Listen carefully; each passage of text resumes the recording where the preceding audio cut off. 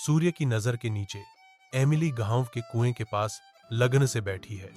उसकी सुई कपड़े पर नाच रही है। शांत दृश्य टूट जाता है क्योंकि मां की तीखी आवाज हवा में गूंजती है।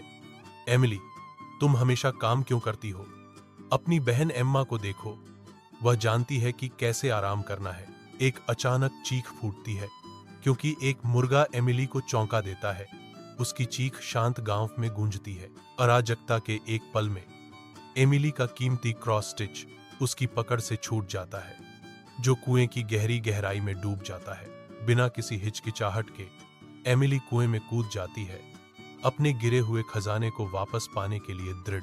कोमल धूप में नहाती हुई एमिली एक जादुई बगीचे में कदम रखती है, जहां शांति सरसराहट वाली पत्तियों के साथ नृत्य करती है। एक बेतहाशा खरगोश इधर उधर भागता है, उसकी निराशा शांत वातावरण को चीरती है। एमिली एक गाजर देती है, उसकी दया खरगोश की बेतहाशा खोज को शांत करती है। एक मुरझाई हुई गुलाब उदासी से झुक जाती है, उसकी सुंदरता फीकी पड़ जाती है जब तक कि एमिली का कोमल स्पर्श उसे पुनर्जीवित नहीं कर देता।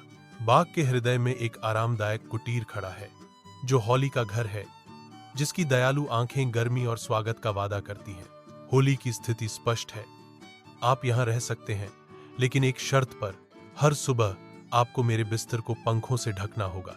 एमिली के घर के अंदर हवा में संकल्प की भावना भर जाती है, क्योंकि एम्मा अंततः अपने कार्यों के भार को समझ जाती है। जैसे ही एम्मा का भाव बदलता है, एक बदलाव आता है।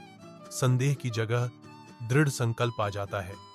जो टूटा था उसे ठीक करने के लिए तैयार। नई स्पष्टता के साथ एम्मा एमिली के पास जाती है। उनका साझा स्थान सुलह और नए सिरे से विश्वास का आश्रय स्थल बन जाता है। साथ साथ वे काम करना शुरू करते हैं। उनका सहयोग क्षमा और एकता की ताकत का प्रमाण है। घर जो कभी तनाव से भरा था, अब सहयोग की शांत ध्वनियों से गूंजता है, जो उनके सुधरे हुए बंधन का प्रतीक है।